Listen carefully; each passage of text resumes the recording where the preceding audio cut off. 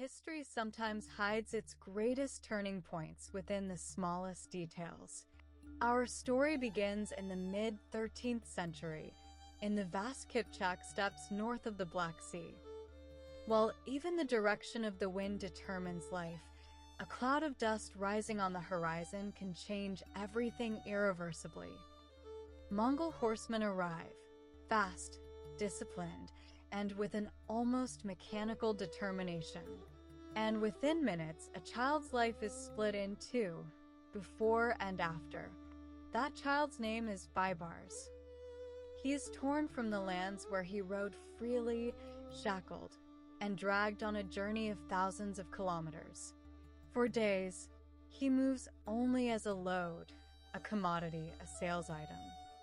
When he finally reaches Damascus, he is no longer a human but a product whose price must be determined. But Baibars is no ordinary person. He is physically strong, draws attention, and there is a determination in his gaze that is far too harsh for his age. Precisely for this reason, he is expected to be sold at a high price. However, at the exact moment of sale, a small detail emerges, a white spot in his left eye. Today, this might be an insignificant detail, but in that period, it was a sign, a defect. Bad luck. A risk. The buyer withdraws. "I do not buy defective goods," he says. And history, sometimes, changes direction with such a simple sentence. Baibars is rejected. A while later, another buyer arrives. He questions less, cares less. He pays 50 gold pieces and buys Baibars. That day, Baibars is sold for a value even lower than a good warhorse. In a modern analogy, this is like an ordinary item bought from a second-hand market reaching a priceless value years later.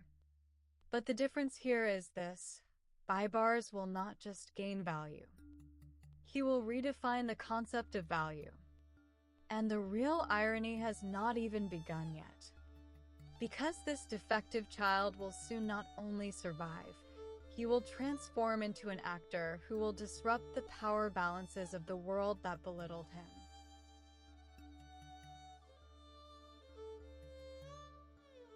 Baibars' path soon leads to Rada Island in the middle of the Nile River. This is not a training center, but a heavy elimination system. Not everyone who enters can leave. Those who do leave are no ordinary soldiers. The Mamluk order is ruthless. You enter as a slave, and the system breaks you down to rebuild you. Physical endurance, reflex, discipline, but most importantly, mental toughness. Here, war is won not just with the sword, but with patience and timing. Baibars does not just grow stronger in this system. Beyond learning how to fight, he grasps the logic of war. He learns to read his opponent, to retreat, and to wait for the right moment. Many soldiers use swords. Very few control the flow of the war. And this difference reveals itself in the year 1250. King Louis IX of France lands in Egypt with a massive Crusader army. While one of Europe's strongest armies advances with its heavy armored knights, victory seems almost inevitable. However, for Baibars, this is not a direct confrontation, but an arrangement problem. The city of Al-Mansura is transformed from a battlefield into a trap. Streets are controlled, passages are guided, and retreat paths are left open, but they actually serve a predetermined route. As the knights enter the city, thinking they are advancing, they are actually being drawn into a narrowing space, and at one point the balance breaks. Heavy armored units lose their maneuverability in the narrow streets. Mamluk units are faster, more flexible, and more coordinated. The conflict is quickly brought under control. The result is clear: the King of France is taken prisoner. This is not just a military victory, it is a system shock. The capture of a king in medieval Europe shakes political and psychological balances. Even more remarkable is what follows. The ransom paid for the king's release becomes one of the largest payments of the period. Historians state that this amount was equivalent to the annual income of some regions. And the sharpest form of irony appears here. A slave once sold for 50 gold pieces is now determining the fate of a king worth millions of gold. This is not just a rise. It is clear proof of how relative the concept of power is.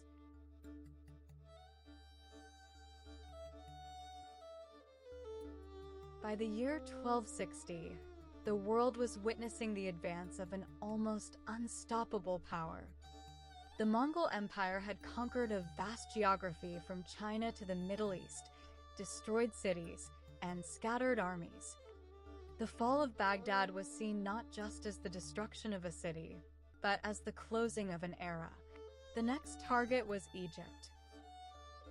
When the Mongol envoys arrived in Cairo, the message was clear: surrender or be destroyed. At this point, most states had chosen to step back. However, Baibars and Sultan Qutuz chose a different path. The envoys were executed. This decision meant closing the door of diplomacy completely. The two armies that faced each other at Ain Jalut displayed not only their military strength, but also their understanding of war. While the Mongols advanced with a system built on speed and fear, Baibars developed a strategy based on discipline and planning. The feigned retreat tactic was put into play. Mamluk units acted as if they were retreating. The Mongols saw the scenario they were accustomed to. The enemy is fleeing. When the pursuit began, they were actually entering a controlled area. And when that area closed, there was no turning back. The battle soon turned into a one-sided destruction. This was recorded as the Mongols' first major pitched battle defeat in history. More importantly, the perception of invincibility was seriously shaken for the first time. However, victory brought a new tension with it. The power balance between Sultan Qutuz and Baybars began to deteriorate. Promises were not kept, and expectations were not met.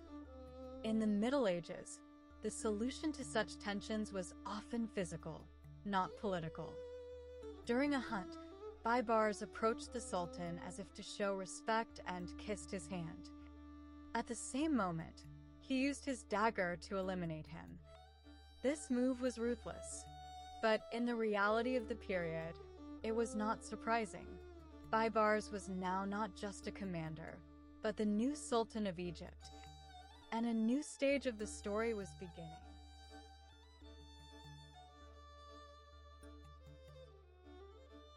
The most remarkable aspect of Baybars after becoming Sultan was that he was not satisfied with just winning wars.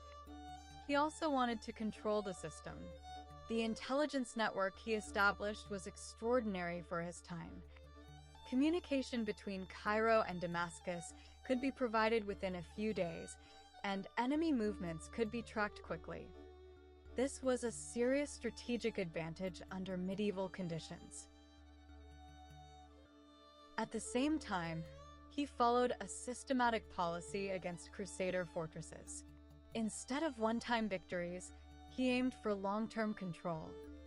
By taking down the fortresses one by one, he changed the balances in the eastern Mediterranean. In 1277, he turned towards Anatolia. Entering the region under Mongol pressure, he established dominance in Cairo.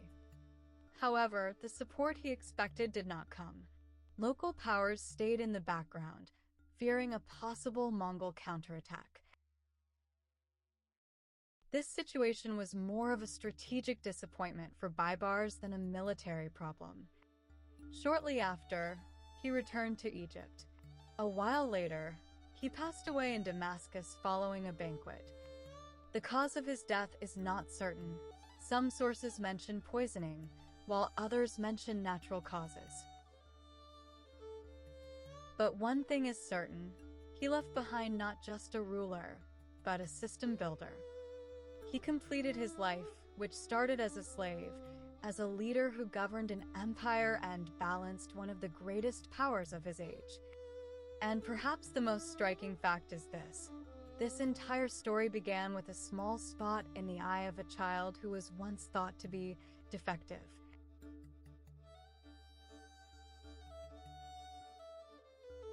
The period of his sultanate reveals the least known but most critical side of Baybars, his identity as a system builder, not just a warrior. Because for Baybars, the issue was no longer just winning a war. The real issue was establishing an order that would prevent the war from ever starting. Therefore, one of his most remarkable moves was the intelligence and communication system. A network stretching from Cairo to Damascus and from Syria to the border fortresses was established. This network operated with mounted messengers, stations established at certain distances, and an organized postal system. Some historians define this system as an early warning network for its period, because enemy movements were no longer reaching the center weeks later, but within days. This was the medieval version of a modern state reflex.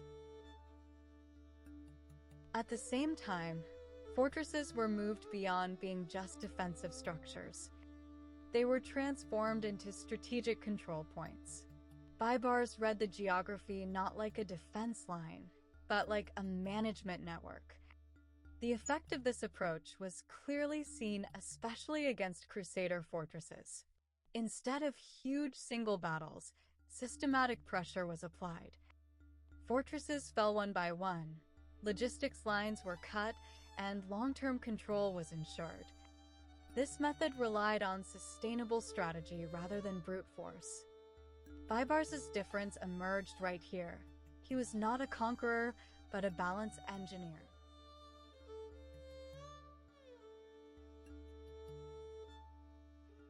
When the year 1277 arrived, Baybars turned his eyes to Anatolia. The region was under Mongol pressure, and local beyliks were living under a serious threat. Baybars saw this situation not only as a military expansion, but also as an opportunity to create a strategic buffer zone. His army advanced as far as Cairo, and control was established in the city. This was an important psychological blow against the Mongol advance. However, the reality on the ground was different. Local Anatolian beyliks feared a possible retaliation from the Mongols. They did not provide open support. This situation weakened Baybars' plan.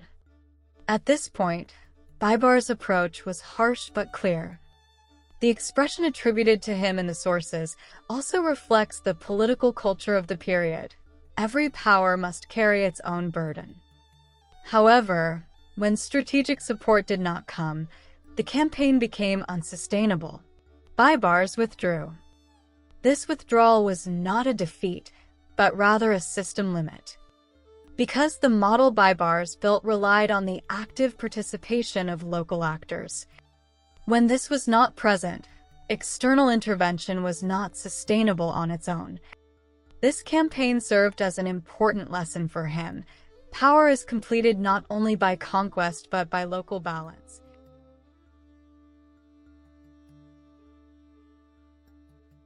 The final years of Baybars passed more quietly, unlike the great victories. The state mechanism was settled. The system he established was working. However, as with every great leader, intensity gradually gave way to turning inward. He fell ill after a banquet he attended in Damascus and died shortly after. The cause of his death is not certain. Some sources mention natural causes, while others bring up the possibility of poisoning. Such uncertainties are common in medieval historiography. The death of powerful figures is often not clear but open to interpretation. But what is clear is this. When Baybars died, he left behind not a collapsed state, but a functioning system. The military order, intelligence network, border security, and political control mechanisms continued their influence after his period. And therefore, history remembers him not just as a warrior, but as a state architect.